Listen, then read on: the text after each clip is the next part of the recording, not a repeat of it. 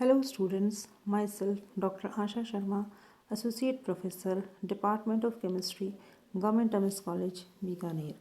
आज का हमारा टॉपिक है स्पेक्ट्रोस्कोपी। स्पेक्ट्रोस्कोपी क्या होती है और स्पेक्ट्रोस्कोपी में क्या टर्मिनोलॉजी यूज़ होती है, इन सभी चीज़ों के बारे में आज हम इस लेक्चर के अंदर पढ़ेंगे। हमने काफ़ी सारी प्रॉपर्टीज़ देखी हैं, जैसे surface tension, viscosity, refractive index, dipole moment. ये सारी जो प्रॉपर्टीज़ हैं, इन सभी प्रॉपर्टीज़ को हम केमिकल कंपाउंड्स के स्ट्रक्चर डिटर्मिनेशन के लिए यूज़ करते हैं। लेकिन कुछ सालों से कुछ नई टेक्निक्स जो हैं और बहुत ही एक्यूरेट टेक्निक्स का यूज़ होने लगा है, जिसमें से स्पेक्ट्रोस्कोपी एक बहुत ही इम्पॉर्टेंट टेक्निक है। स्पेक्ट्रोस्कोपी क्या होती है? स्पेक्ट्रोस्कोपी जैसा नाम से पता चलता है, स्पेक्ट्रोस्कोपी में हम किसी स्पेक्ट्रम का अध्ययन करते हैं। तो spectroscopy deals with the transitions that a molecule undergoes between its energy level on absorption of suitable radiations. यानी कि जो स्पेक्ट्रोस्कोपी है, स्पेक्ट्रोस्कोपी में हम क्या अध्ययन करते हैं? हम अध्ययन करते हैं ऐसे ट्रांजिशंस का जो कि मॉलिक्यूल कुछ रेडिएशंस एब्जॉर्ब करता है और फिर ट्रांजिशंस होते हैं उसके एनर्जी लेवल्स के बीच में, और उसी से हमें स्पेक्ट्रम मिलता है। अब जैसे हम हमेशा बात करते हैं, आम बोलचाल की भाषा में भी हम बात करते हैं कि हम इंद्रधनुष देखते हैं। इंद्रधनुष आपने सबने देखा होगा। तो इंद्रधनुष क्या होता है? वो एक प्रोसेस होता है डिस्पर्शन का, विक्षेपण का। क्या होता है? जैसे हम एक एग्जांपल ले सकते हैं कि अगर हम वाइट लाइट की बीम अगर प्रिज्म से गुजारें और उसको फिर हम किसी फोटोग्राफिक प्लेट पर देखें, तो क्या दिखाई देते हैं? हमें डिफरेंट बैंड्स ऑफ कलर्स, अलग अलग कलर्स के हमारे को अलग अलग बैंड्स दिखते हैं। तो ये जो फिनोमेना होता है, इसे हम कहते हैं डिस्पर्शन, या इसे हम कहते हैं विक्षेपण। और यहाँ पर जो हमें डिफरेंट कलर्स मिलते हैं वो रेड से लेकर वॉयलेट के बीच में विभक्त होते हैं, और जिसे शॉर्ट में हम विब्योर के नाम से भी जानते हैं। जैसे ये देखिए लिखा हुआ है मैंने यहाँ पे, VIBGYOR. Now formation of these series of bands is known as spectrum. ये जो कलर्स का जो बैंड बनता है, इसे हम स्पेक्ट्रम कहते हैं। स्पेक्ट्रम जो है वो एक तरह से सिंगुलर है और स्पेक्ट्रा जो है वो इसका प्लूरल है।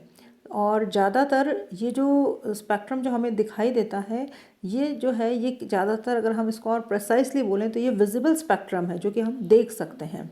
तो इस प्रकार से जो स्पेक्ट्रम का फॉर्मेशन है, इसका एनालिसिस है, और मॉलिक्यूल के बारे में जो हमें इसके बारे में जो इन्फॉर्मेशन प्राप्त होती है, उससे ही हम स्पेक्ट्रोस्कोपी के बीच में अध्ययन करते हैं। अब ये देखिए, स्पेक्ट्रोस्कोपी के अंदर हम जो अध्ययन करते हैं, हम अभी बात कर रहे हैं रेडिएशंस की।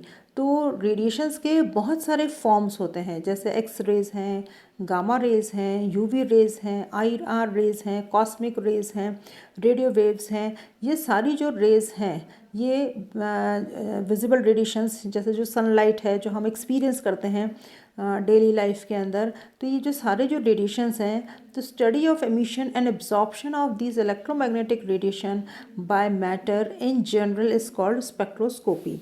तो स्पेक्ट्रोस्कोपी जो है एक तरह से क्या है, जो इलेक्ट्रोमैग्नेटिक रेडिएशंस हैं उनकी एक तरह से मान लें कि एक तरह से उनकी स्टडी है। अब ये देखिए यहाँ पर ये इलेक्ट्रोमैग्नेटिक स्पेक्ट्रम ये दिखाया गया है यहाँ पे इस डायग्राम के अंदर। और देखिए ये जो इलेक्ट्रोमैग्नेटिक स्पेक्ट्रम में है, इसमें क्या दिख रहा है आपको? इसके अंदर अलग अलग ये देखिए गामा रेज हैं, एक्स रेज हैं, यूवी रेज हैं, इंफ्रारेड है, माइक्रोवेव है, रेडियो वेव्स है। ये सारी जो है ये फ्रीक्वेंसीज़ के अकॉर्डिंग ये अरेंज की गई हैं। तो यहाँ पर ये हायर फ्रीक्वेंसी है, वेवलेंथ शॉर्टर वेवलेंथ है, और यहाँ पर ये देखिए ये लॉन्गर वेवलेंथ है। ये देखिए आपको दिख रहा है, यहाँ वेवलेंथ छोटी सी है, ये शॉर्टर वेवलेंथ दिख रही है, और यहाँ पर ये लॉन्गर वेवलेंथ है। तो ये जो इस तरह से जो अरेंजमेंट होता है, काफ़ी सारी ये जो वेव्स हैं, अलग अलग तरह की इलेक्ट्रोमैग्नेटिक वेव्स हैं, इनका जो अरेंजमेंट है, इनकी वेवलेंथ के अकॉर्डिंग या फ्रीक्वेंसी के अकॉर्डिंग, इसको हम इलेक्ट्रोमैग्नेटिक स्पेक्ट्रम हम कहते हैं। अब ये देखिए यहाँ पर जैसे कि आप लोगों को पता ही होगा कि एक बहुत ही फेमस हमारा वो इक्वेशन है E is equal to h nu के न्यू है, या जिसे हम कहते हैं कि E is equal to h nu that is equal to h c upon lambda, ये आप लोगों ने पहले पढ़ा हुआ भी है। तो ये हमें ये बताता है कि अगर वेवलेंथ अगर ज़्यादा होएगी तो एनर्जी कम होएगी। तो ये देखिए यहाँ पे शॉर्टर वेवलेंथ है, एनर्जी इधर इंक्रीज़ हो रही है। तो इस प्रकार से हम ये इलेक्ट्रोमैग्नेटिक स्पेक्ट्रम को हम देख सकते हैं। अब ये देखिए जो स्पेक्ट्रोस्कोपी है, spectroscopy deals with the interaction of electromagnetic radiation with matter. अभी जैसे हम बात कर ही रहे थे कि इलेक्ट्रोमैग्नेटिक स्पेक्ट्रम में क्या होता है, हम इलेक्ट्रोमैग्नेटिक रेडिएशंस जो हैं वो मैटर के साथ में किस प्रकार से इंटरेक्ट करते हैं, किस तरह से हमें स्पेक्ट्रा मिलता है, उसके ऊपर उसके अध्ययन के ऊपर स्पेक्ट्रोस्कोपी निर्भर करती है। When different types of electromagnetic radiations interact with matter, they give different types of spectroscopy. अब देखिए अलग अलग तरह के जो इलेक्ट्रोमैग्नेटिक रेडिएशंस हैं वो हमें अलग अलग तरह की स्पेक्ट्रोस्कोपी मिलती है उससे। और हमें जो हमारा जो सिलेबस है, उस सिलेबस के अंदर हमें दो तरह के स्पेक्ट्रोस्कोपी पढ़नी है। एक तो रोटेशनल स्पेक्ट्रोस्कोपी पढ़नी है और दूसरी है हमारे पास में वाइब्रेशनल स्पेक्ट्रोस्कोपी या इंफ्रारेड रीजन।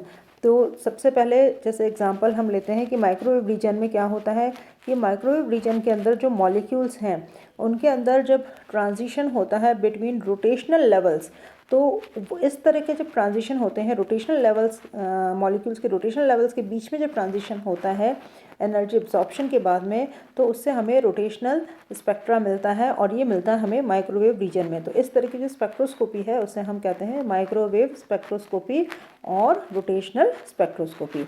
इसी प्रकार से आईआर रीजन के अंदर जब एब्जॉर्प्शन होता है तो क्या होता है कि मॉलिक्यूलर वाइब्रेशंस होते हैं और इनसे जो हमें स्पेक्ट्रा मिलता है वो कहलाती है वाइब्रेशनल स्पेक्ट्रोस्कोपी, या हम उसे आईआर स्पेक्ट्रोस्कोपी भी कहते हैं। आईआर स्पेक्ट्रोस्कोपी हम इसलिए कहते हैं क्योंकि वो आईआर रीजन के अंदर एब्जॉर्प्शन होता है मॉलिक्यूल्स का, और इसलिए हम इसे आईआर स्पेक्ट्रोस्कोपी कहते हैं। तो हम दोनों तरह की स्पेक्ट्रोस्कोपी पढ़ेंगे, माइक्रोवेव और रोटेशनल स्पेक्ट्रोस्कोपी एंड आईआर और वाइब्रेशनल रोटेशनल स्पेक्ट्रोस्कोपी। अब तीसरे प्रकार से अगर विजिबल या यूवी रीजन के अंदर एब्जॉर्प्शन होता है एटम्स या मॉलिक्यूल्स, उसके अंदर अगर एब्जॉर्प्शन करके और इलेक्ट्रॉनिक ट्रांजिशंस होते हैं तो जो हमें स्पेक्ट्रा मिलता है, स्पेक्ट्रोस्कोपी जो कहलाती है वो कहलाती है इलेक्ट्रॉनिक स्पेक्ट्रोस्कोपी। अब यहाँ पे देखिए आप, ये विजिबल स्पेक्ट्रम का डायग्राम है। अब यहाँ पे देखिए विजिबल स्पेक्ट्रम के अंदर जो ये यूवी रीजन स्टार्ट हो रहा है 400 नैनोमीटर से, वेवलेंथ क्या है 400 नैनोमीटर, और ये एक्सटेंड हो रहा है 700 नैनोमीटर, यानी कि जो यूवी रीजन है उसकी जो वेवलेंथ की जो रेंज है वो है 400 से 700 के बीच में। तो जो 400 वाला जो ये हम कहें कि जो वॉयलेट वाला जो कलर है 400 नैनोमीटर के अंदर जो एनर्जी है वो क्या होगी, मैक्सिमम होगी। जो वॉयलेट रीजन है उसके अंदर मैक्सिमम एनर्जी होती है as compare to red region in visible spectrum. इसके अंदर एनर्जी कम होएगी और इसकी एनर्जी ज़्यादा होएगी क्योंकि यहाँ पर वेवलेंथ कम है और यहाँ पर वेवलेंथ बढ़ रही है। तो वेवलेंथ और एनर्जी में इनवर्स रिलेशनशिप होती है कि अगर वेवलेंथ कम होएगी तो एनर्जी ज़्यादा होएगी और वेवलेंथ अगर ज़्यादा होएगी तो एनर्जी कम होएगी। अब हम बात करते हैं इलेक्ट्रोमैग्नेटिक रेडिएशंस। हम काफ़ी देर से हम बात कर रहे हैं इलेक्ट्रोमैग्नेटिक रेडिएशंस का एब्जॉर्प्शन होता है या एमिशन होता है, और अभी हमने इलेक्ट्रोमैग्नेटिक रेडिएशन भी देखा है। तो ये जो टर्म है इलेक्ट्रोमैग्नेटिक रेडिएशन, इसे हम इलेक्ट्रोमैग्नेटिक रेडिएशन क्यों कहते हैं? तो इलेक्ट्रोमैग्नेटिक रेडिएशन इस टर्म को कहने के पीछे जो रीज़न है वो ये है कि रेडिएशंस के साथ में दोनों तरह के फील्ड्स होते हैं, इलेक्ट्रिक फील्ड और मैग्नेटिक फील्ड।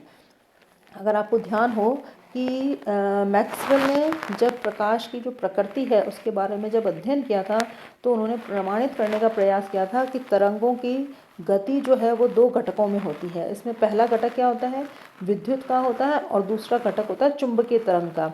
ये दोनों घटक एक दूसरे के लंबवत तथा प्रकाश के संचरण की दिशा में गति करते हैं, यानी कि both the components are perpendicular to each other and they propagate in the and they are and also they are found in the direction of propagation of light। तो ये देखिए यहाँ पर ये डायग्राम देखिए आप, यहाँ पे देखिए जो प्रोपोगेशन ऑफ वेव है, ये दिख रहा है आपको यहाँ पे, ये जो एरो से बना रखा है ये है प्रोपोगेशन ऑफ वेव है। और यहाँ पर हमें देखिए दोनों फील्ड्स दिख रहे हैं, मैग्नेटिक फील्ड दिख रहा है आपको ये पर्पल शेड में, और ऑरेंज शेड के अंदर आपको इलेक्ट्रिक फील्ड दिख रहा है। ये दोनों जो फील्ड्स हैं ये देखिए दोनों परपेंडिकुलर हैं and they are in the direction of propagation of wave, यानी कि जो वेव जिस दिशा में वेव का संचरण हो रहा है, प्रकाश का संचरण होता है, उसी दिशा में ये गति करते हैं। तो ये देखिए ये इलेक्ट्रोमैग्नेटिक वेव्स की प्रॉपर्टीज़ है कुछ, जैसा भी मैंने आपको बताया कि इसमें दोनों चीज़ें एसोसिएटेड होती है, इलेक्ट्रिक फील्ड भी होगा, मैग्नेटिक फील्ड भी होगा। तो और उसके अलावा कि जो एनर्जी का जो ट्रांसमिशन होता है किस में होता है, किससे के थ्रू होता है, इलेक्ट्रोमैग्नेटिक वेव्स के थ्रू होता है। और greater the frequency of radiation shorter is it's wavelength, and all the electromagnetic radiations have the same speed in vacuum, they travel in vacuum with the speed of light, ये हमें पता है। और जो रेडिएशन है, रेडिएशन को हम किस तरह से कैरेक्टराइज करते हैं, बेसिकली हम ये माने कि जो रेडिएशन है वो क्या है, वेव है। और यहाँ जो इंटरेक्शन होता है, वेव का जो इंटरेक्शन होता है वो किसके, इलेक्ट्रिकल कंपोनेंट जो है मॉलिक्यूल जब लाइट को एब्जॉर्ब करता है और एक्साइटेशन होता है, तो जो इंटरेक्शन होता है वो इलेक्ट्रिकल कंपोनेंट के साथ में होता है। तो अब सबसे पहले जो टर्म्स आपके इसमें चैप्टर में बार बार आएंगे, फ्रीक्वेंटली आएंगे, तो आपको पता होना चाहिए कि ये कौन कौन से टर्म्स हैं। हमने शायद लोअर क्लासेस में पढ़ा हुआ भी होगा, लेकिन फिर भी अब एक बार इनको पढ़ लेते हैं, समझ लेते हैं, जिससे कि हमें आगे चीज़ें क्लियर रहें। तो सबसे पहले आती है, अभी हमने बात करी कि electromagnetic radiations they are in the form of wave, और सभी वेव्स की, सभी तरंगों के अंदर ये गुण पाए जाते हैं। ये देखिए ये वेव का एक स्ट्रक्चर बना रखा है। ये जो ऊपर वाला जो हम्प है ये कहलाता है क्रस्ट, नीचे वाला जो हम्प है वो कहलाता है ट्रफ, ये आप सभी को पता है। तो अब हम आते हैं, सबसे पहली जो प्रॉपर्टी है वो है वेवलेंथ। वेवलेंथ जो है वो क्या होता है ये आपको पहले पता होना चाहिए। अगर आपको पता होगा कि वेवलेंथ क्या होता है तभी हम सारी चीज़ों को समझ पाएंगे। तो वेवलेंथ को हम कहते हैं तरंग दैर्ध्य, यानी कि एक पूर्ण चक्र में तरंग जो दूरी तय करती है उसे हम तरंग दैर्ध्य कहते हैं। The distance travelled by a wave during a complete cycle is called its wavelength. और वेवलेंथ को हम किससे रिप्रेजेंट करते हैं, it is denoted by lambda and it is expressed in terms of centimetres, और it is expressed in terms of metres और angstrom. तो ये होता है हमारा वेवलेंथ। इसके अलावा जो सेकंड टर्म है वो कहलाता है वेव नंबर। वेव नंबर क्या होता है, वेव नंबर तरंग संख्या कहलाता है।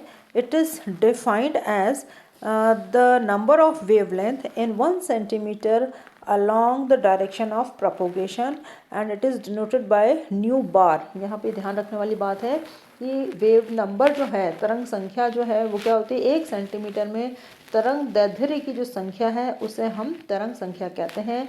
इसे हम न्यू बार से रिप्रेजेंट करते हैं and nu bar is equal to 1/λ, और इसकी यूनिट्स जो होती हैं पर सेंटीमीटर्स और पर मीटर्स होती हैं। अब बात आती है फ्रीक्वेंसी, फ्रीक्वेंसी या आवृत्ति की।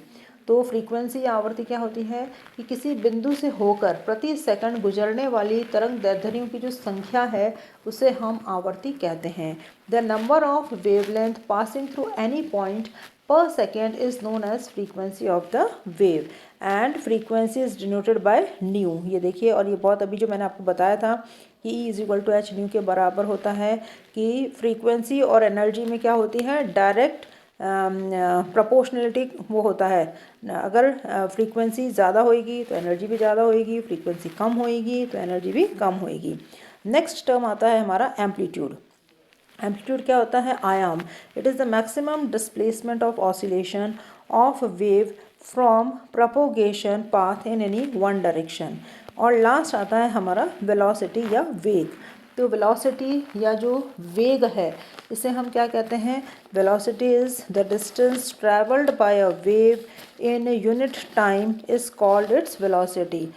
तो जो वेलोसिटी है अगर हम इसको c से रिप्रेजेंट करें तो इसका फॉर्मूला होगा C is equal to nu upon lambda, that is it is express in centimetres और मीटर्स पर सेकेंड। यानी कि एक मात्रक समय में तरंग द्वारा तय की गई जो दूरी होती है उसको हम वेग कहते हैं और इसे हम C से रिप्रेजेंट करते हैं। तो आज के इस लेक्चर के अंदर हमने स्पेक्ट्रोस्कोपी का एक ब्रीफ इंट्रोडक्शन पढ़ा है, जिसके अंदर कि हमने स्पेक्ट्रोस्कोपी क्या होती है, इलेक्ट्रोमैग्नेटिक रेडिएशंस क्या होते हैं, और जो डेफिनेशंस हैं, जो टर्मिनोलॉजी है जो हम स्पेक्ट्रोस्कोपी के अंदर बार बार यूज़ करते हैं, उस डेफिनेशन को आज हमने पढ़ा है। Thank you.